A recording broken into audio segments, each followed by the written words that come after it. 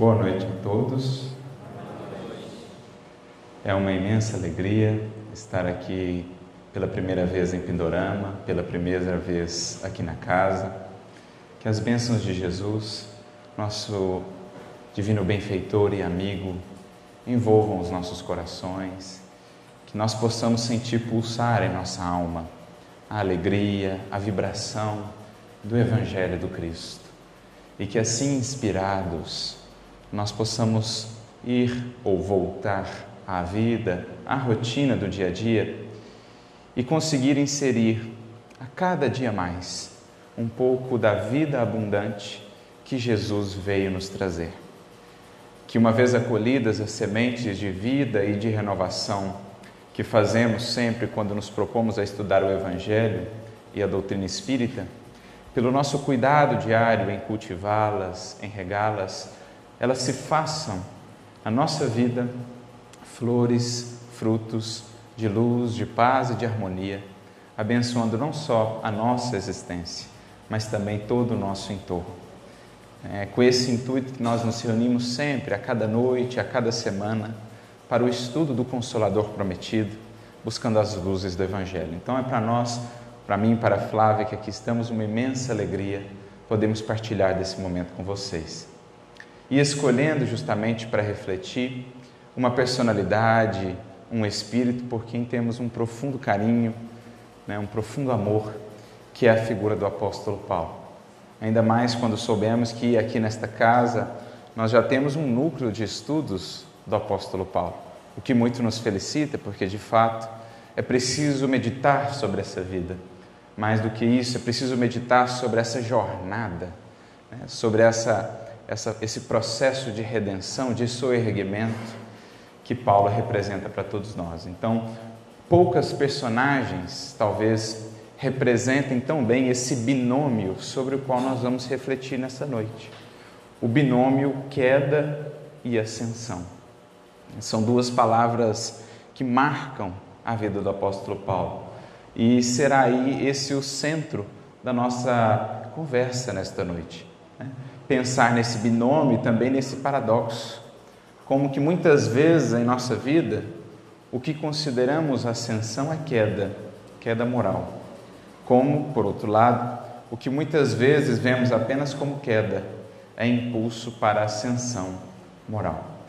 Então, Paulo, na sua trajetória, especialmente num momento dessa trajetória que nós escolhemos para ser o ponto de partida das nossas reflexões, Paulo ele representa muito bem essa junção dessas palavras, nos convidando a ter um novo olhar para a nossa vida e para aquilo na nossa vida que temos considerado elemento de ascensão ou elemento de queda, para aqueles momentos ou aquelas circunstâncias em nossa vida que temos considerado queda e aquilo que temos considerado ascensão.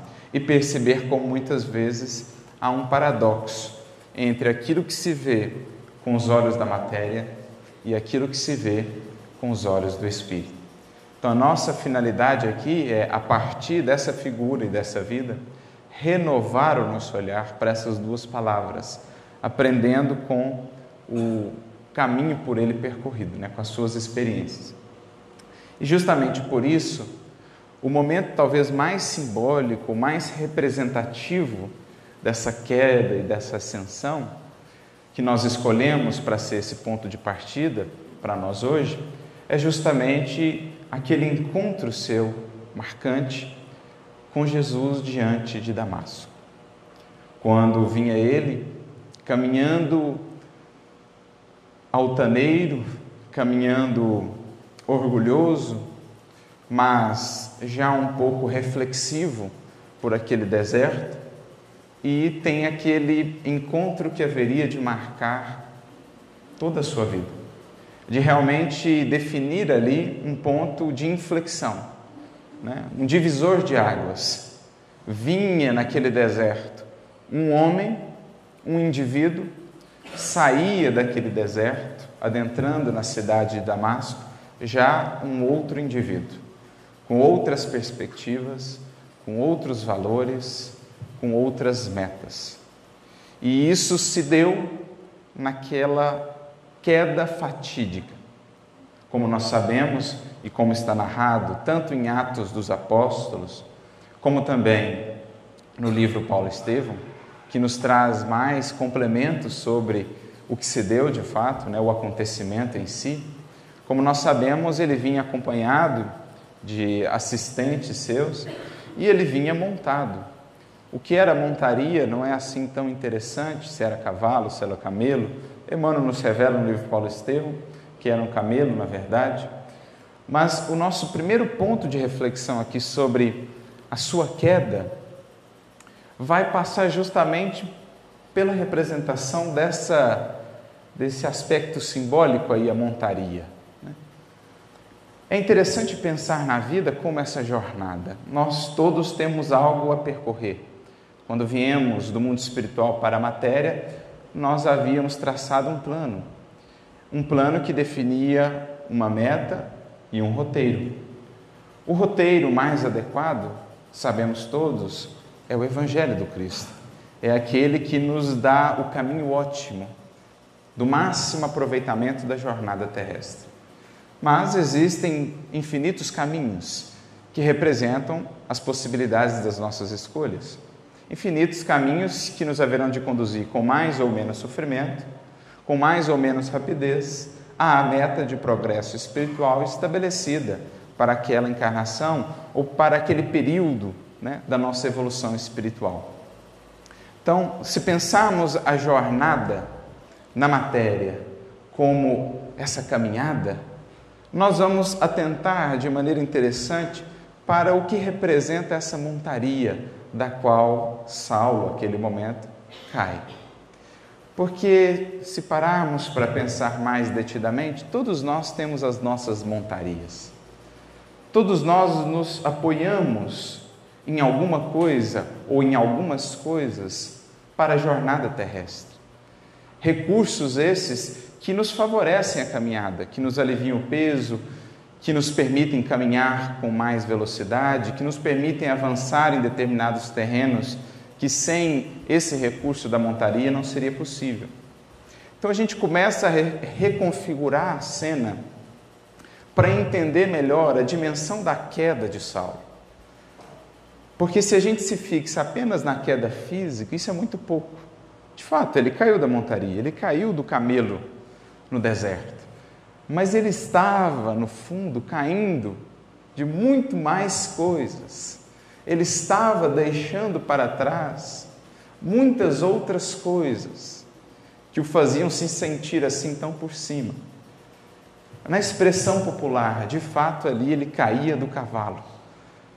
No ditado, como nós o temos, aquele momento que marca para nós uma decepção, uma mudança, um baque profundo em nossa maneira de ver o mundo, as circunstâncias, as pessoas e a nós mesmos, quando somos convidados a lidar mais propriamente com a realidade das coisas. Então, o que nós poderíamos entender como essa montaria que levava Saulo a estar naquela condição assim soberana e que o fez cair?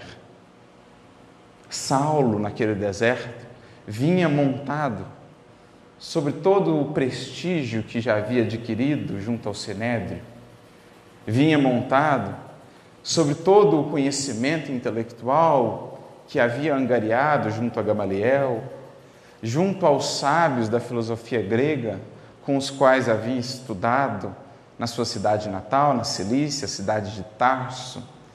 Vinha ele montado, talvez, nas facilidades que a fortuna material do seu pai lhe haviam trazido na vida. Vinha montado nos títulos, na influência que ele possuía. Era tido como jovem prodígio da sua raça, do seu povo. Vinha montado talvez na beleza, enfim.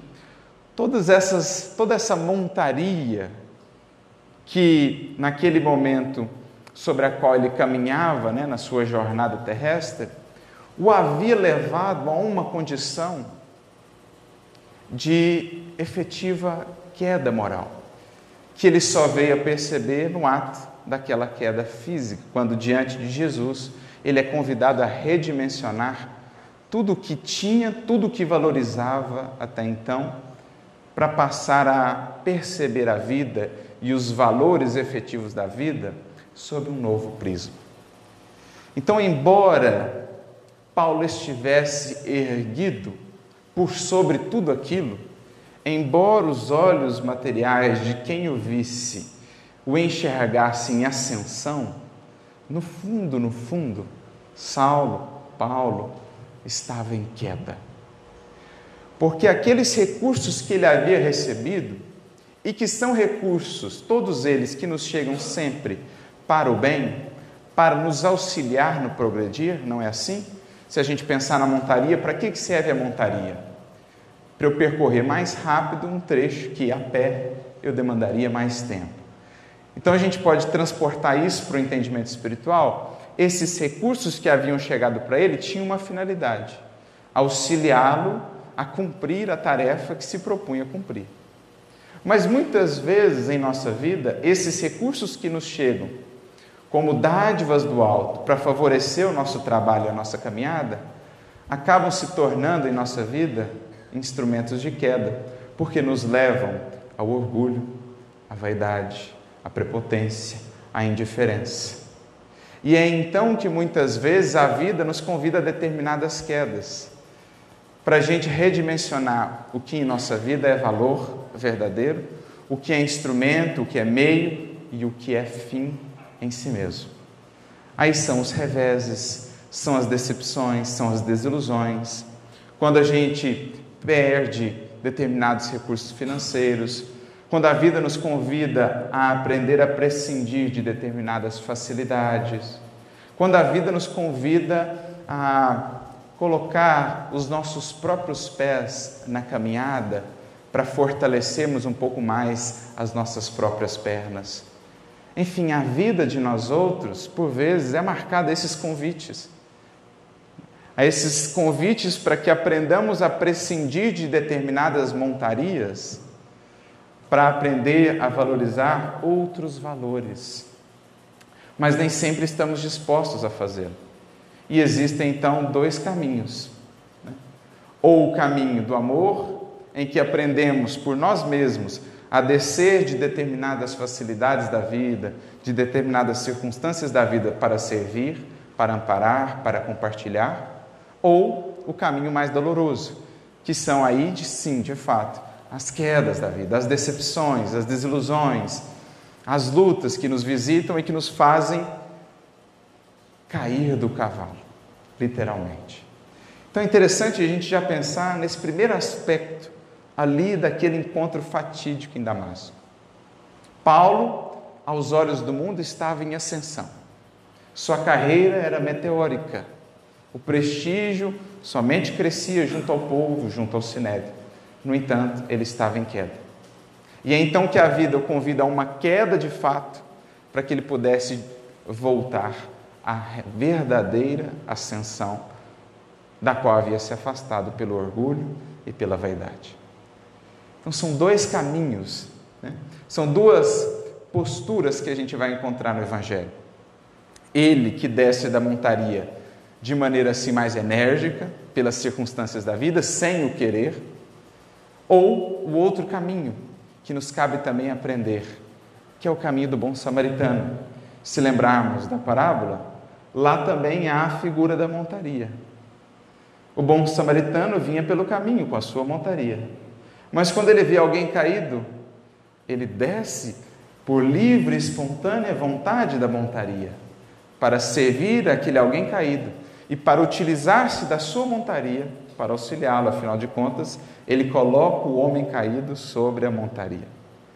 O que isso representa, senão a condição daquele que, tendo recebido tanto do Criador, sabe colocar isso que recebeu do Criador a serviço do próximo. Daquele que não permite que esses recursos, por exemplo, os títulos, o poder, a fortuna, a saúde, o conhecimento. O bom samaritano é a figura daquele que, tendo recebido isso, estando na montaria, sabe descer disso para servir. Não se deixou cegar, não se deixou iludir, não se deixou corromper pelos recursos que a vida lhe proporcionou. Pelo contrário, sabe utilizá-los a serviço do próximo. Esse é o que aprendeu a como bem utilizar a montaria. E por isso não cai, como Saulo precisou cair para aprender. São os dois caminhos da vida.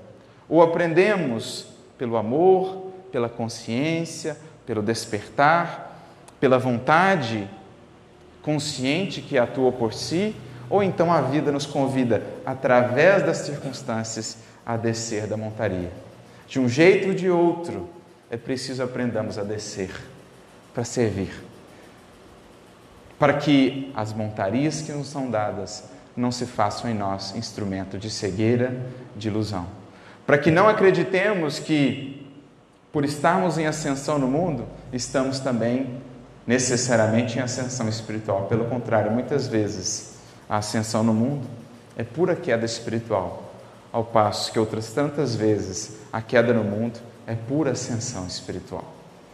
Então é ali que se configura, naquela cena, esse paradoxo entre esse binômio, porque ali a gente vê ao mesmo tempo queda e ascensão, nessa relação com as montarias, que todos nós a temos, e cabe a cada um de nós refletir quais são as montarias sobre as quais eu tenho caminhado, e como eu tenho aplicado-as, como tem sido a minha relação com elas, uma relação de envaidecimento, de indiferença que me afasta dos caídos, do chão duro do mundo, da realidade, que me prende nas torres do exclusivismo e da indiferença, do orgulho e do egoísmo, ou a minha relação com as montarias que Deus me deu, por exemplo, o poder, os recursos, a saúde, o conhecimento, tem sido a do bom samaritano, daquele que apaga-se, diminui-se e coloca essa montaria a serviço daqueles a quem faltam ainda os recursos para a caminhada. Então aí a gente já começa a entender melhor como se configura, na figura de Paulo, esse binômio queda e ascensão. Porque embora estivesse em ascensão, estava ele em queda, mas a partir daquela queda, iniciava-se em sua trajetória um processo de ascensão, de verdadeira ascensão espiritual. É esse novo olhar para a nossa vida que precisamos também aprender a desenvolver. Porque o mundo, a trajetória no mundo, é marcada por quedas, é marcada por aflições. Todos nós que estamos caminhando, estamos sujeitos a cair. Mas é preciso refletir além e entender a verdadeira ou a última finalidade desses processos pelos quais passamos, que muitas vezes nos fazem chorar. Não basta simplesmente passar pela experiência difícil. Para que ela possa realmente ser útil em nossa vida, é preciso que o nosso coração esteja disposto a aproveitá-la. Porque qual é a finalidade das quedas, das experiências dolorosas, difíceis em nossa vida, senão a de nos fazer cair em nós mesmos, como lá em outra das parábolas bem conhecidas de Jesus, a parábola do filho pródigo. Quando naquela descrição muito bela do texto, aquela parábola que é em si praticamente um resumo de todo o Evangelho, de nós que nos afastamos pelas ilusões do Criador, pelo orgulho, pela vaidade, até que venhamos a cair.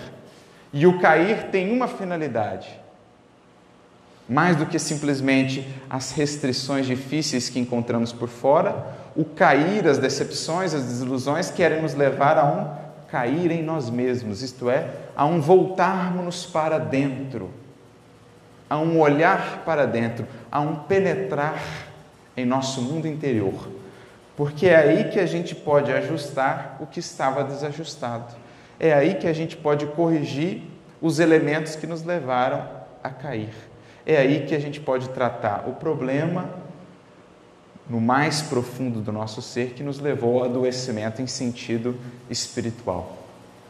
Então a gente cai para cair em si. Se a gente se limita apenas a passar pelo sofrimento, mas opta por outro caminho, o caminho da rebeldia, o caminho da revolta, o caminho da mágoa, a finalidade do sofrimento, da queda em nossa vida não foi alcançada. Muito provavelmente precisaremos de outras e mais desafiadoras experiências, até que venhamos a cair em nós. Mas, se como Saulo, nosso coração já tem o mínimo de humildade para cair em si, para despertar e para perceber a necessidade de mudança, então a finalidade da queda é alcançada e inicia-se daí por diante um processo de ascensão. É o que ele mesmo, o apóstolo Paulo, vai nos dizer no livro dos Espíritos, talvez refletindo a sua própria experiência. Mais de 1800 anos depois, na questão 1009, nós temos um comentário do apóstolo Paulo, em que ele vai falar, essa questão 1009 ela é respondida por vários espíritos, dentre eles o apóstolo Paulo, mas ele vai falar ali sobre os desvios da criatura humana e as dores, as decepções, as quedas decorrentes que a criatura humana experimenta. Então, em determinado momento, ele vai falar assim: qual a finalidade dessas consequências dolorosas, dessas quedas, né, em nossa vida? Ele vai dizer assim: pela amargura que a criatura experimenta diante dessas experiências, elas têm a finalidade de fazê-la dobrar-se sobre si mesma, para então reajustar os seus caminhos. A mesma coisa do filho pródigo. Pela amargura que ele vivia, diante daquela rasteira que a vida havia lhe passado, ele dobrou-se sobre si mesmo e então caiu em si. O que eu estou fazendo aqui? O que eu estou fazendo de mim mesmo? Por que eu estou fazendo isso da minha vida? Ele caiu em si. Para além da queda, foi tão profunda a queda que entrou no seu mundo interior. Essa é a ideia. Tem que ser tão profunda a queda que ela entra no nosso mundo interior. A gente mergulha até em nós mesmos. Aí ela está atingindo a finalidade. Eu me dobrei sobre mim mesmo e então eu despertei. Despertar. Essa é a finalidade da imensa maioria, senão da totalidade, das quedas, das dores, das decepções em nossa caminhada espiritual. Voltar o nosso olhar para nós mesmos, com humildade, com sinceridade, para ver onde eu posso atuar, onde eu posso melhorar, o que eu preciso fazer. Não foi essa a pergunta que ele fez? Senhor, o que queres que eu faça? Essa é a pergunta de quem enfrenta o tropeço da vida, a rasteira da vida, a experiência difícil com humildade, com sincera disposição de crescer e de amadurecer. Essa é a pergunta daquele que desperta, que deixa agora a montaria das ilusões em queda no mundo para ascender em espírito, para ascender em valores, em propósitos existenciais. É essa a pergunta que deve vibrar em nossa alma diante de cada experiência difícil que a vida nos proponha. A pergunta: Senhor, o que queres que eu faça? Senhor, o que falta para eu aprender a deixar a montaria, quando for necessário, de livre e espontânea vontade, e não precisar assim tanto dessas quedas mais espetaculares? Como eu posso, Senhor, corrigir o meu rumo? Essa é a finalidade última das quedas. A gente precisa alcançar essa condição de humildade que faça da dor em nossa vida adubo para a frutificação.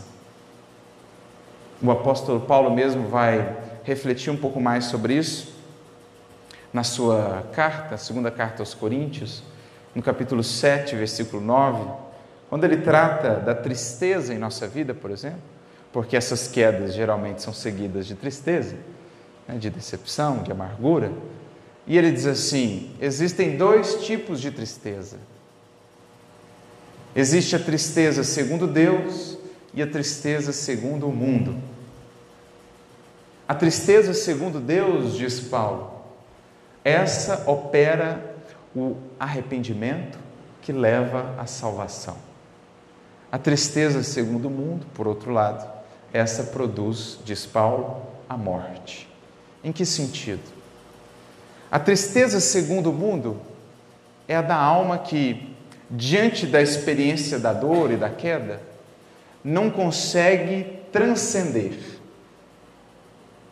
não consegue olhar para a experiência com os olhos do Espírito. Fica limitada ainda à matéria, aos valores materiais, às ilusões do mundo, e que por isso se revolta, se amargura ainda mais, se rebela contra Deus, mergulha ainda mais fundo no ódio, no egoísmo, na raiva, na mágoa.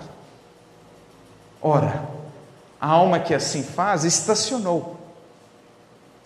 E na criação divina, estacionar é, entre aspas, morrer. Porque tudo que para está morto. Porque a vida em si mesma é renovação constante. É o eterno renovar-se. Basta pensar na natureza. A água parada e a água corrente. A água viva, que a gente tanto fala no Evangelho, era a maneira pela qual os hebreus naquela época se referiam à água corrente. Porque a água viva, ou a água que corre, é viva. A água morta é a água parada, é a água do poço, é aquela água que não satisfazia a samaritana. Por outro lado, Jesus é água corrente, porque é água viva, porque com Cristo é renovação todo dia, é mudança a cada instante. Então, a tristeza segundo Deus, por que ela produz, a tristeza segundo o mundo, por que ela produz morte?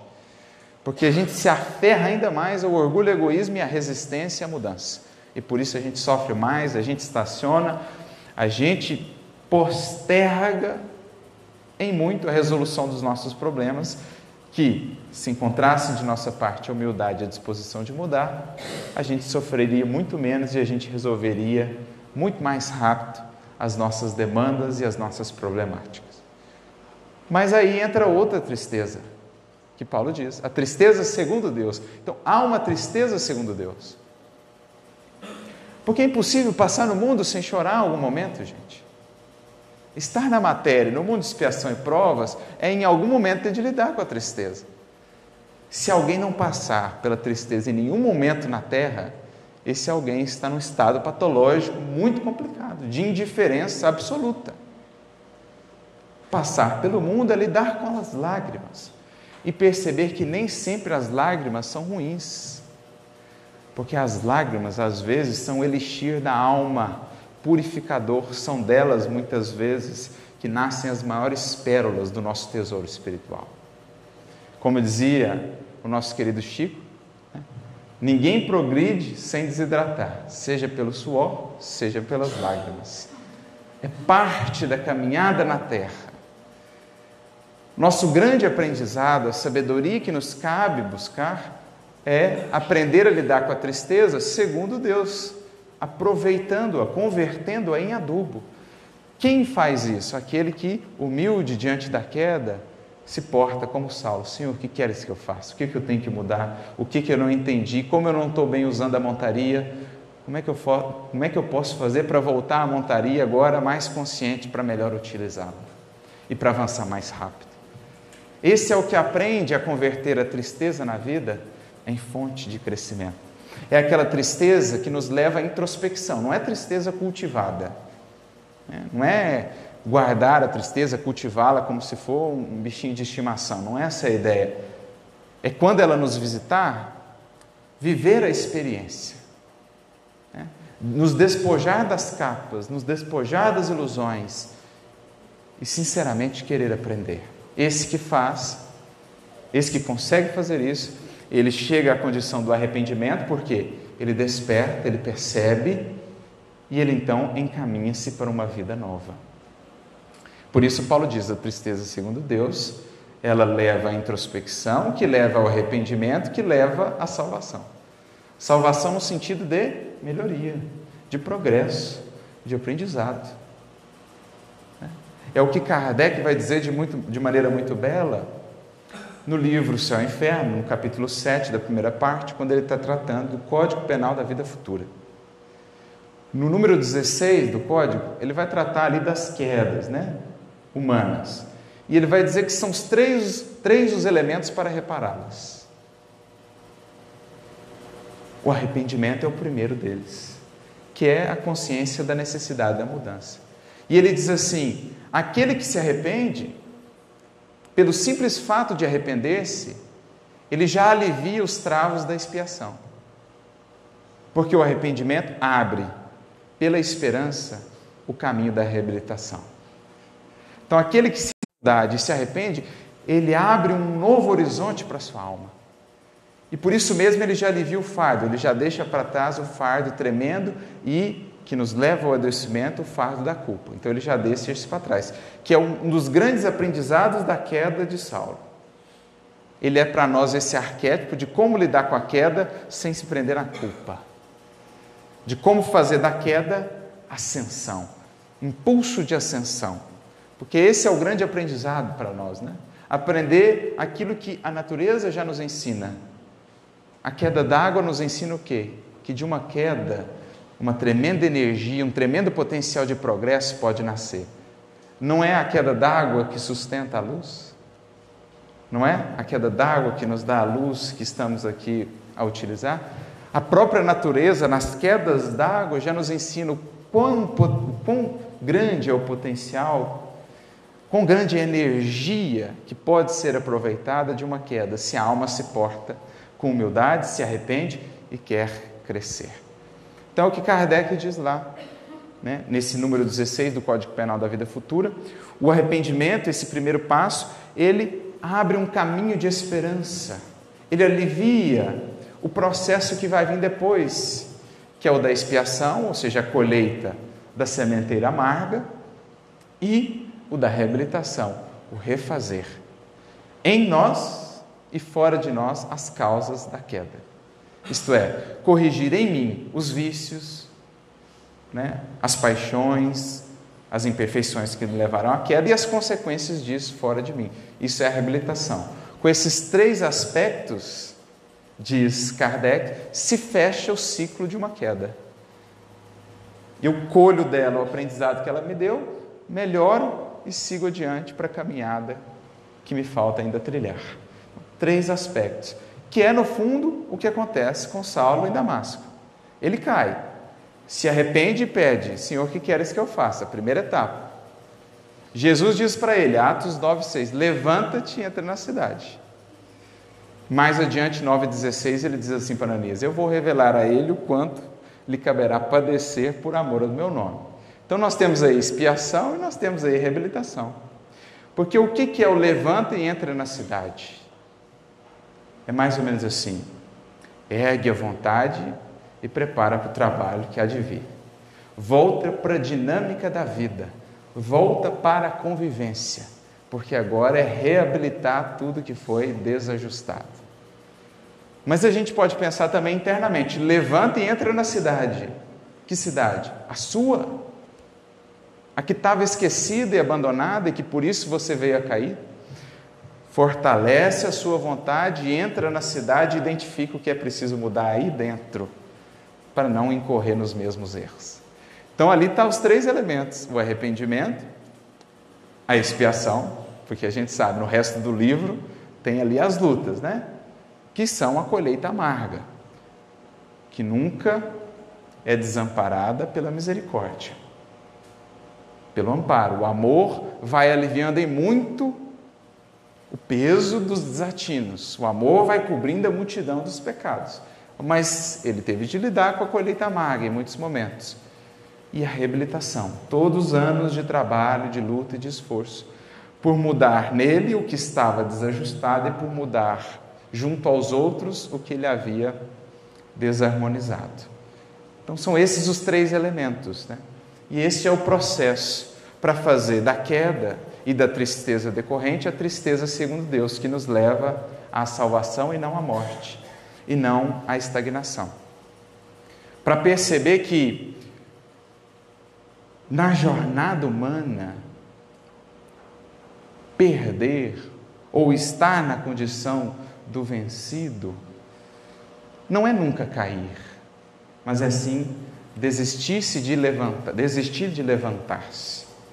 Triunfar na experiência humana não é nunca cair, mas sim aprender tantas vezes quanto forem necessárias a reerguer-se.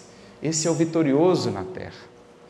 Emmanuel mesmo vai dizer: se é belo, se causa admiração e reverência acompanhar os espíritos luminosos de vida reta que trabalham no bem, não causa menor admiração acompanhar também aqueles outros que, caindo tantas vezes, se erguem sempre, sem nunca desistir. Não está dito em várias das passagens do Evangelho de Jesus, né, que causa-se mais alegria no céu por um pecador que se ergue do que por 99 justos que mantêm-se na retidão? Então, triunfar na vida terrestre não é nunca cair. Naturalmente, e é por isso que nós estudamos, é por isso que nós nos esforçamos, que nos compete diminuir tanto quanto seja possível a necessidade, ou melhor, o número de quedas, né, de grandes dores que venhamos a passar. Como? Agindo corretamente. Alinhando-nos com a lei divina, com o Evangelho do Cristo, nós estamos otimizando o processo, evitando longas curvas e evitando imensas aflições. Mas, na condição em que estamos, seria quase que presunção julgar que não cairemos mais nenhuma vez. Emmanuel mesmo vai dizer, ele tem uma mensagem interessante, ela se chama Notas de Esperança, e ela está no livro Caminho Espírita. Ela está no livro Caminho Espírita, capítulo 67. O título não é Notas de Esperança, esse é de outro capítulo. Mas nesse capítulo ele vai dizer assim, que cair é acidente próprio daquele que está caminhando. Agora, refocilar-se, olha a palavra que ele usa, né? Refocilar-se. O que é refocilar-se? Pensa no porquinho lá no chiqueiro, refocilando-se no chão, né? Rolar no chão, ficar ali no chão indefinidamente. Aí Emmanuel diz assim, refocilar-se no chão é próprio dos que se animalizam. Então há duas condições aqui. Cair, nós aqui, no plano em que estamos, devemos considerar que vamos cair ainda muitas vezes. Agora, o que define? O que é o mais importante? Quanto tempo a gente vai ficar caído? Porque cair é prova de quem caminha. Quem está caminhando está sujeito a cair. Quem está parado não cai, porque já está caído. Quem está parado já está caído. Agora, outra coisa é ficar refocilando-se no chão. Aí é animalizar-se, aí é prender-se, aí é estagnar, aí é a tristeza segundo o mundo, aí é morrer em espírito. Então a nossa busca é aprender, diante de cada queda, a sermos triunfadores pela disposição de nos erguermos tantas vezes quanto se nos fizerem necessárias. E o mais rápido possível, porque essa é a beleza também da lição do exemplo de Paulo, porque ele se ergueu de pronto. Tanto quanto nos seja possível, portanto, diante de uma queda, feito ou vivenciado o arrependimento, buscar logo no alto a orientação e a força para nos erguermos, porque a misericórdia divina nunca nos falta. Sejam quais forem as nossas quedas, o quão grandes sejam, a misericórdia é sempre maior.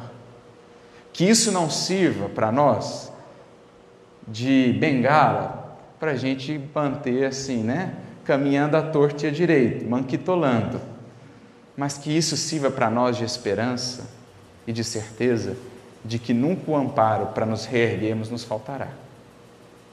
Paulo mesmo dirá na sua carta aos Romanos, no capítulo 5, talvez, mais uma vez, ilustrando a sua própria experiência.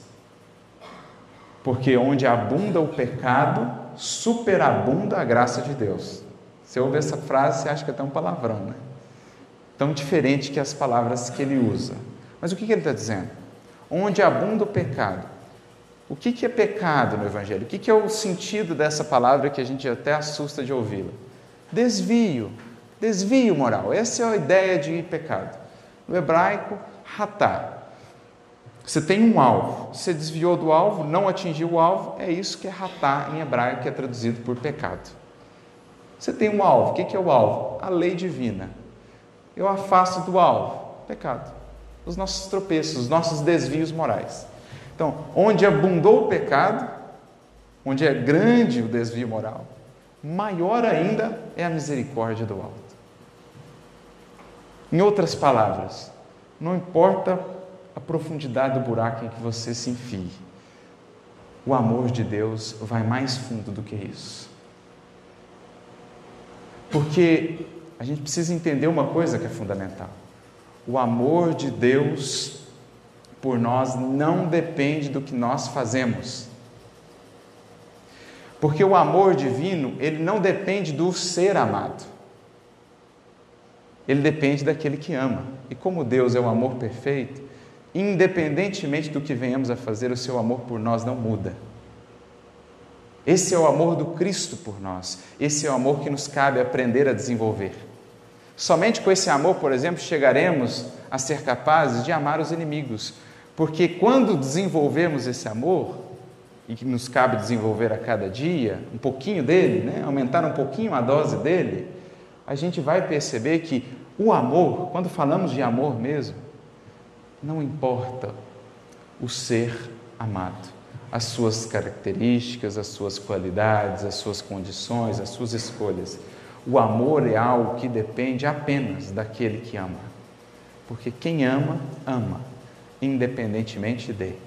O nosso amor é que ainda é muito restrito e muito exigente, muito marcado por exigências, por demandas, por expectativas. Quanto mais nos despojamos disso, mais purificamos o amor, mais nos aproximamos do amor de Deus. Então, o amor de Deus independe do que venhamos a fazer.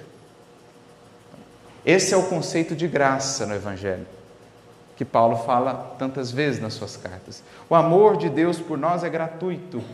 Quando não fizemos nada por merecer, ainda assim Ele nos ama. Quando não fizemos nada por merecer, ainda assim Ele envia Jesus para ter conosco.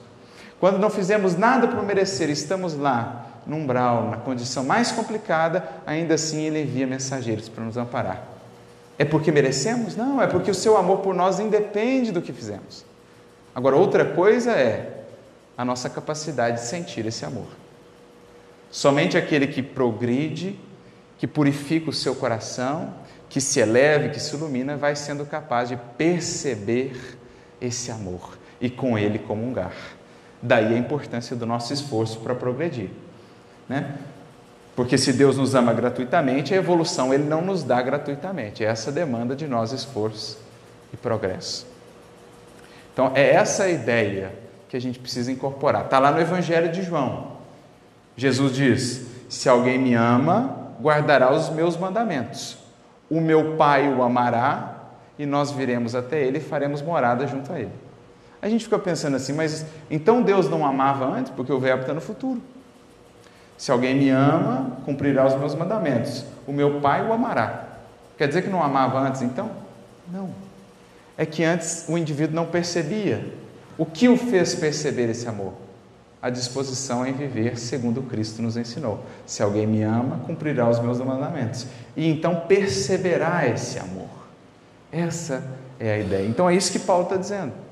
A misericórdia para nos auxiliar a nos reerguermos, essa jamais, em nenhuma circunstância faltará.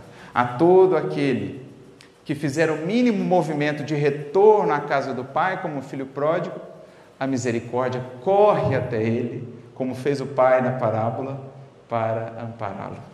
Essa é a beleza do amor de Deus por nós. Mas para que ela pudesse ampará-lo, preciso foi que o filho primeiro se erguesse e quisesse voltar para casa. O arrependimento e a disposição para a reparação. Esse é o ciclo que fecha o aprendizado da queda, né? E essa é a ideia mais no sentido original assim do que significa arrepender-se. Para a gente aprender a conviver a tristeza segundo Deus em crescimento. Arrepender-se no sentido original do termo, que está no Evangelho, vem da palavra metanoia. Metanoia é a composição de duas palavrinhas gregas, que significa meta para além de. Então, por exemplo, metafísica, né? Aquilo que está além da física. Meta, noia, é a palavrinha grega que designa pensamento, mente. Então, se a gente pensar numa tradução mais literal para a palavra arrepender-se no Evangelho, a gente poderia pensar em algo do tipo ampliar a mente, renovar a mente, ampliar a minha visão de mundo, abrir-me para o novo. Essa é a ideia mais original de arrependimento, que capta bem esse espírito. Quando eu me coloco humilde perante a vida, eu me abro para o novo, para a renovação. Então eu saio daquela experiência maior do que quando eu entrei. Isso é o arrepender-se. Por isso Jesus e João Batista começam anunciando o reino de Deus assim: arrependei-vos, porque é chegado até vós o reino de Deus. Em outras palavras, quem não começar pela humildade e pelo reconhecimento de que precisa mudar, não está minimamente preparado para acolher o reino. O reino do Cristo em nós deve começar pelo arrependei-vos, pela disposição em abrir a nossa mente, o nosso coração ao novo, à renovação. Então essa é a ideia, né? Quando a gente aprende a fazer da queda, ascensão, instrumento de elevação, convite a penetrar, a mergulhar em nós mesmos e ali identificar a vontade, despertá-la, para fazer com que, a partir dessa vontade desperta, nós saibamos melhor governar a nós mesmos, as nossas paixões, e delas fazer instrumento de crescimento. Porque as nossas paixões, muitas vezes as que nos levam à queda, são também, entre aspas, montarias que Deus nos deu para a gente progredir mais rápido. Quando elas saem do controle, quando a montaria fica indomável, a gente cai. Por quê? Para aprender a fortalecer a vontade. Não é esse conceito, não é a mesma analogia que os Espíritos usam? Quando Kardec vai falar com os Espíritos, no Livro dos Espíritos, questão 907 e depois na 908, sobre as paixões. Primeira pergunta que Kardec faz para os Espíritos: o princípio das paixões, ele é mau em si mesmo? E a resposta dos Espíritos: não. Ele foi colocado no homem para o bem. O que a gente falou das montarias lá no início? Para que são as montarias? Ou o que elas representam? Recursos que Deus nos deu para a gente progredir mais rápido. Sejam recursos exteriores, materiais, sejam recursos interiores das nossas paixões. Na questão seguinte, Kardec pergunta: tá, mas como é que eu faço a definição? Então, como é que eu consigo identificar quando ele deixou de ser bom para ser ruim? Os Espíritos respondem: ora, simples, quando elas passam a governar. Então, por que muitas vezes a gente cai do cavalo? Porque o cavalo está governando, a vontade está frágil, as paixões estão governando a nossa vida. A gente cai para aprender o quê? Eu preciso voltar com a vontade mais forte para governar a montaria, governar o cavalo. E aí Kardec, no comentário, acrescenta: quando as paixões estão bem governadas, elas decuplicam as forças do homem, 10 vezes mais. Então é por isso que muitas vezes a gente cai do cavalo. O cavalo ali está rebelde, né? A gente não está governando muito bem ele, e a gente cai. Quando a gente cai em si, entra no mundo interior, desperta a vontade, fortalece, se governa, a gente volta para a montaria agora governando. E aí a gente progride. Não foi o que Saulo fez? De onde veio a força para aquele homem fazer o que fez depois? Porque depois que ele caiu daquele cavalo e caiu em si, ele voltou com aquela vontade inteira aplicada agora no rumo certo, ajustada, as paixões ajustadas, dominadas.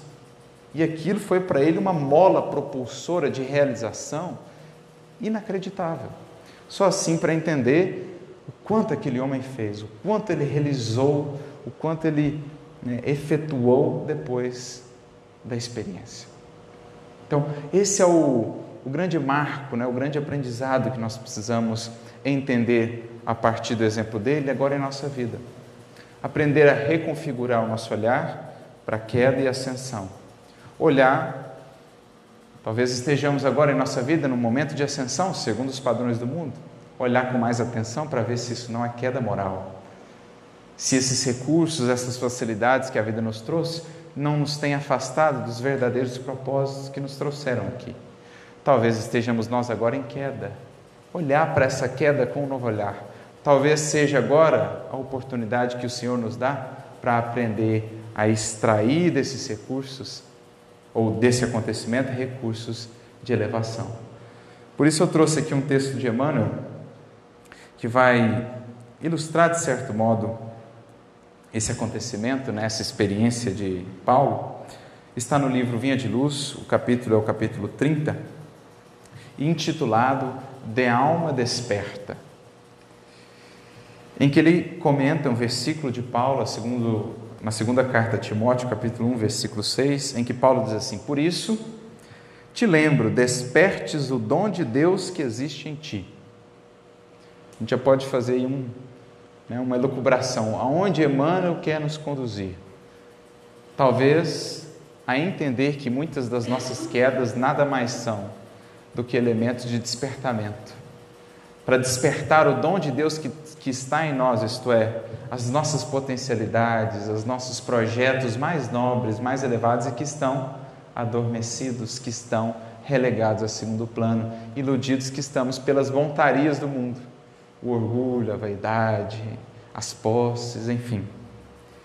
Por isso ele diz: é indispensável muito esforço de vontade para não nos perdermos indefinidamente na sombra dos impulsos primitivistas. Então é preciso a vontade para, da queda, fazer ascensão. Quando eu cair por conta de algum impulso primitivista que ainda mora em mim, as paixões, os vícios, para eu não ficar naquela condição, não me deixar absorver, não me deixar abater por aquilo que me levou a cair. É preciso a vontade, o levanta-te e entra na cidade.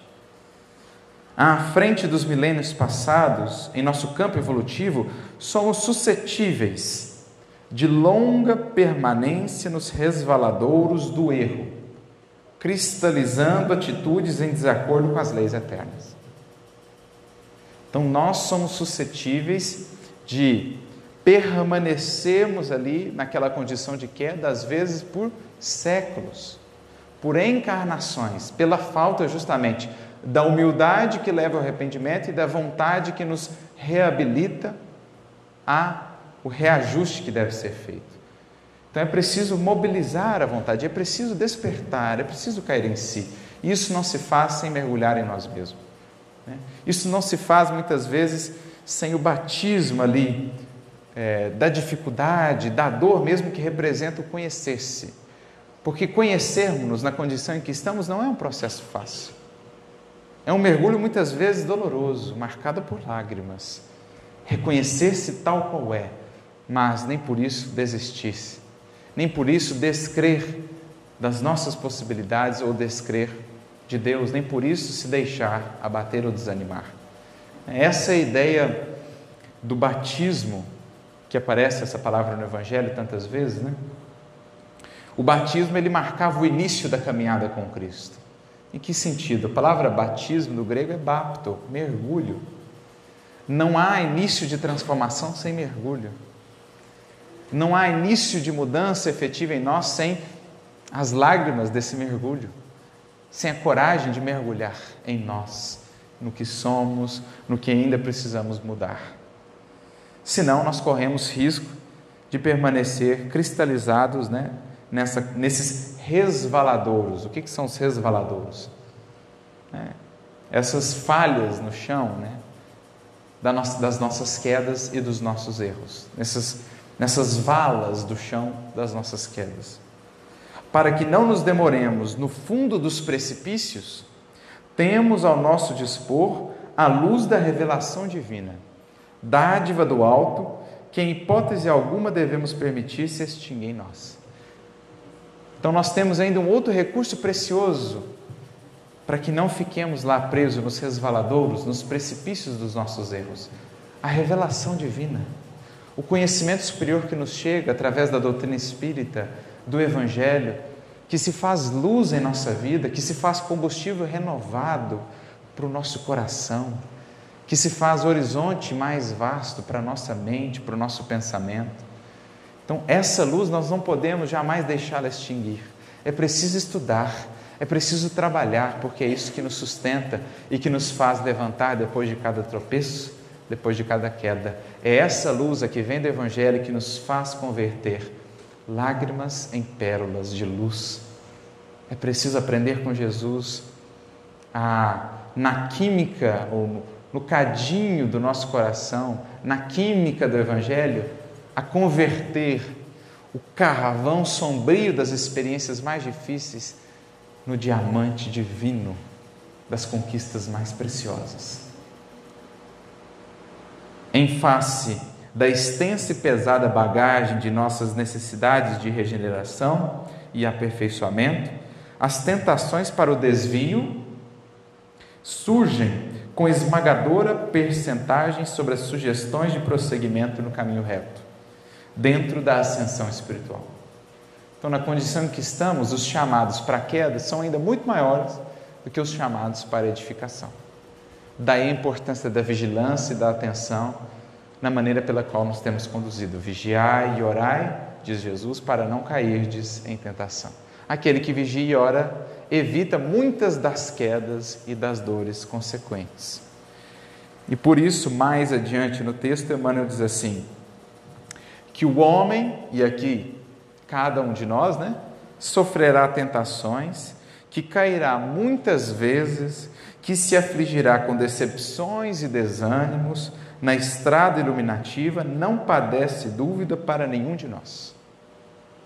Então, que ainda cairemos muitas vezes, que ainda passaremos e lutaremos com muitas aflições, com desânimo, com abatimento, tantas vezes, isso não padece de dúvida.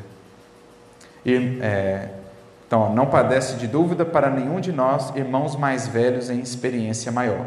Entretanto, é imprescindível marcharmos de alma desperta, na posição de reerguimento e reedificação, sempre que necessário. Então a gente poderia fazer uma paráfrase de Jesus. Se Jesus fala, perdoa 70 vezes, 7 vezes, Jesus certamente fala também ao nosso coração, reerga-se 70 vezes, 7 vezes, tantas vezes quanto forem necessárias. Conte com a minha mão para te amparar, mas reerga-te, meu filho, tantas vezes quanto forem necessárias. Que as sombras do passado nos fustiguem, mas que jamais nos esqueçamos de reacender a própria luz. Porque isso é aprender a fazer, com Paulo, com Saulo, das nossas quedas, instrumento de ascensão. Por isso, a mensagem que nós gostaríamos de deixar a cada um de nós, que estamos aqui e cada um sabe no íntimo do seu coração as lutas que tem trilhado, vou deixar para cada um de nós que estamos nessa jornada, aproveitando, ou melhor, buscando aproveitar as nossas montarias para chegar no destino proposto, deixar a mensagem que Paulo, a sua vida, o seu exemplo e o acolhimento misericordioso de Jesus que foi buscá-lo para fazer da sua queda instrumento de ascensão, fixar em nós essa frase ou essa lembrança para que toda vez que venhamos a cair, possamos nos lembrar dele e nos lembrar que uma queda mudou para sempre, não somente a sua vida, como o seu destino. Que assim possa ser e que aprendamos com ele e, acima de tudo, com Jesus, com o Evangelho, a fazer das nossas tristezas as tristezas segundo Deus, que operam arrependimento e nos levam à salvação. Que aprendamos a fazer com Jesus de cada queda como a luz aqui nos ensina no plano material, oriunda das quedas d'água, fazer de cada queda e do imenso potencial que ali está, a alavanca de progresso e iluminação. E que Jesus nos abençoe a todos na jornada. Muita paz.